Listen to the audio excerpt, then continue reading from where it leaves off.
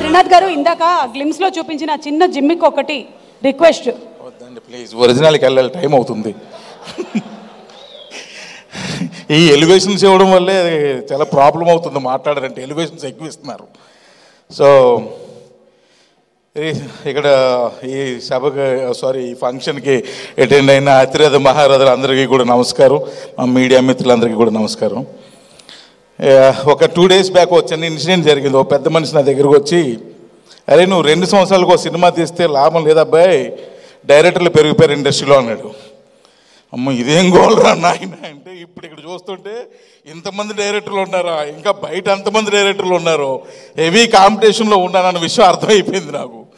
So అందుకే cinema తీయాలంటే ఇప్పుడు ఒళ్ళు దగ్గర పెట్టి, ఇంతకుముందు అదే వేసాం, ఇప్పుడు ఇంకొంచెం ఒళ్ళు దగ్గర పెట్టుకొని సినిమాలు చేయాలి ఇంకా అన్న విషయం ఇంకా ఎక్కువైంది, స్ట్రాంగ్ అయింది. బట్ కానీ ఇప్పుడు నేను ఈ న్యూ డైరెక్టర్స్ అందరినీ నేను నిజంగా ఇప్పుడే చూస్తున్నా అందరినీ ఫేస్లు. ఎంత ఈ సందర్భంగా మీ అందరినీ చూస్తున్నందుకు బ్రోస్ మీకు ఫస్ట్ మీరు అందరూ పెద్ద బ్లాక్ బస్టర్స్ కొట్టినందుకు మీకు first of all congratulations. So మీకు ఇంకా మంచి మంచి సినిమాలు తీయాలని కోరుకుంటున్నాను. అండ్ ఎందుకంటే చెప్పాను కదా కాంపిటీషన్ అండి, అందుకని కొంచెం ఫ్రెండ్షిప్ చేస్తున్నా. సో నెక్స్ట్ ఏంటంటే, ఈ సినిమా గొప్పదనం గురించి చెప్పాలంటే నాకు ఒకే ఒక సిచ్యువేషన్ చెప్పాలనిపించింది. మా ప్రవీణ్ ఏంటంటే, నా సినిమాల్లో యాక్ట్ చేసేటప్పుడు ప్రవీణ్ ఈ షర్ట్ బాగాలేదు ఇంకో షర్ట్ వేస్తుంటే అలవాయ్ అంటాడు. అమ్మా ఏందిరా ఈ షర్ట్ కూడా మార్చడా ఆయన అమ్మా అని రిక్వెస్ట్ చేసుకున్నామని. అలాంటి ఇందాక ట్రైలర్ చూస్తే ప్రవీణ్ చేత డైరెక్టర్ బొట్టు కూడా పెట్టించి యాక్ట్ చేయించాడంటే ఈ సినిమాలో ఎంత ఇన్వాల్వ్ అయిపోయి ప్రవీణ్ యాక్ట్ చేసి కూడా అర్థమైంది. సో అండ్ అల్లరి నరేష్ గారి గురించి చెప్పాలంటే, అంటే ఇంకొక విషయం కూడా చెప్పాలండి. మా డైరెక్టర్స్ అందరూ మాట్లాడుతూ మన జర్నీ 2018లో స్టార్ట్ అయింది కదా, సో మన జర్నీ 2013లో స్టార్ట్ అయింది కదా, మన జర్నీ ఐ థింక్ 2016లో స్టార్ట్ అయింది కదా. అంటే ఇప్పుడు నా జర్నీ ఎప్పుడు స్టార్ట్ అయిందని అర్థం అవట్లేదు నాకు. అంటే ఇప్పుడు నాకేమైనా సీనియర్ సిటిజన్ చేసి ఇప్పుడు నెక్స్ట్ నాకేదో పెన్షన్ ఇచ్చే కార్యక్రమాలు ఉన్నారు వాళ్ళు భయం వేస్తుంది నాకు. నరేష్ గారితో ఎందుకు ఈ విషయం చెప్పానంటే, ఎప్పుడో భూమి పుట్టక ముందు నరేష్ గారి ఇంట్లో ఆయనతో పార్టీలో కూర్చున్నాను నేను చాలా సంవత్సరాల క్రితం. ఇప్పుడు ఆ ఇయర్స్ వద్దురంటే తమ్ముళ్ళు డేంజర్ అయిపోద్ది. సో అప్పుడు కూర్చున్నా.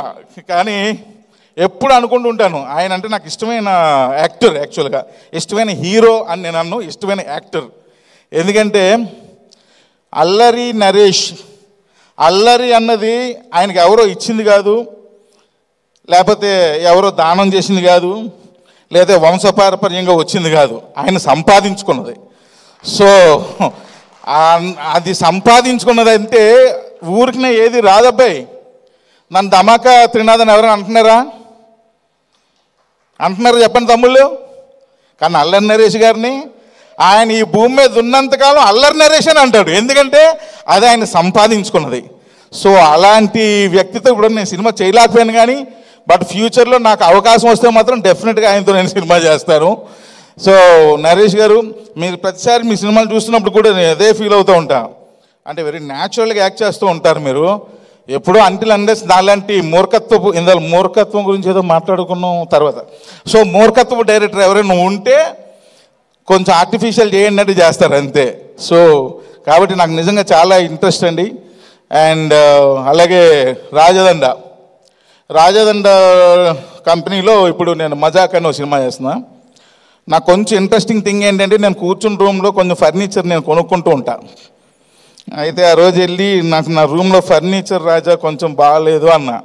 సార్ కొనుక్కోండి సార్ అనగానే ఐక్యాకి పరిగెత్తి టోటల్ ఫర్నిచరు నేను 12,500 పెట్టి కొనుక్కున్నా. నా టేబుల్, నా చిన్న చైరు, ఈ చైర్లు.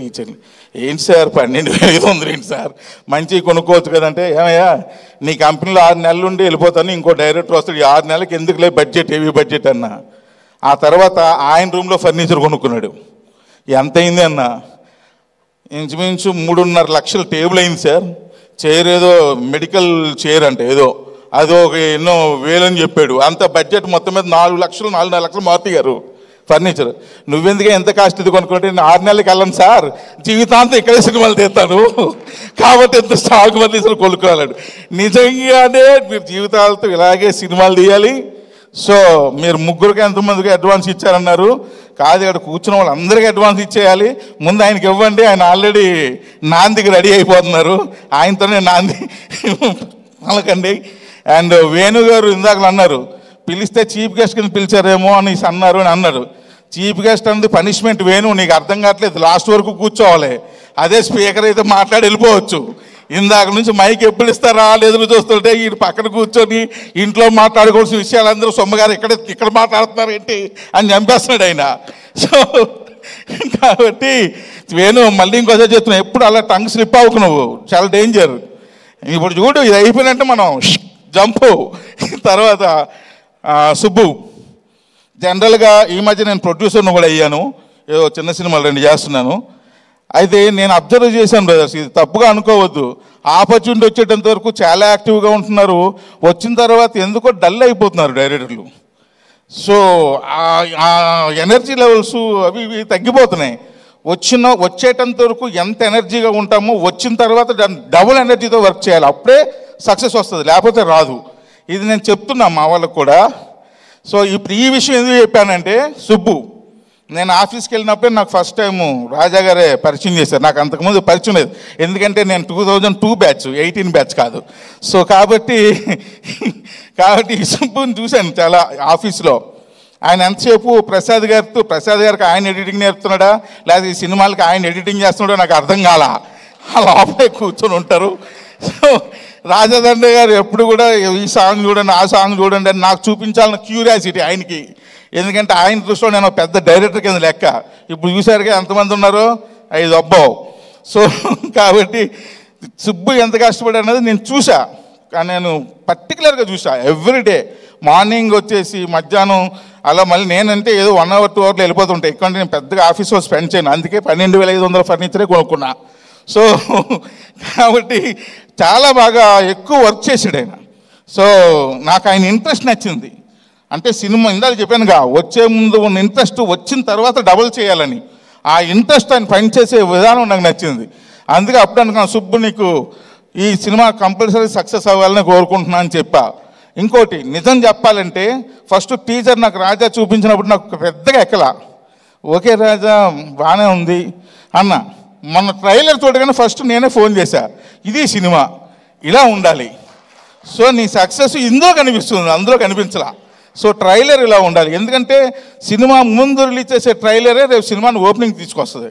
సో కాబట్టి ట్రైలర్ చాలా బాగుంది సార్, అదిరిపోయింది. ఇంకా ప్రసాద్ గారు ఆయన ఎడిటింగ్, పాపం ఆయన కూడా చాలా కష్టపడుతున్నాడు. ఆయనకి పగలేంటో రాత్రి ఏంటో తెలియకుండా ఉండాలని ఆయన ఎడిట్ షూట్లు అన్నీ నల్లకోట్లో పెట్టుకున్నాడు.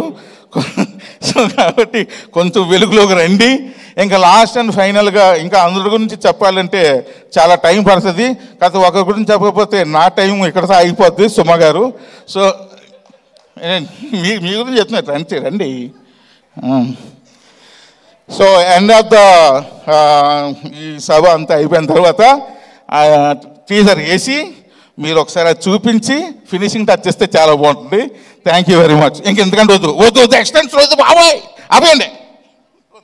మీరు మాట్లాడిన తర్వాత నా మైక్ బ్యాటరీ కూడా డౌన్ అయిపోయింది సార్. ఇది చేయడానికి కాదు, ఇది రిటర్న్ గిఫ్ట్ ఇవ్వమని చెప్పారు. ఓకే, ఎనీవే మనకి త్రినాథ్ గారు థ్యాంక్ యూ సో మచ్ అండి. త్రినాథ్ గారు ఆల్వేస్ వెరీ స్ట్రైట్ ఫార్వర్డ్.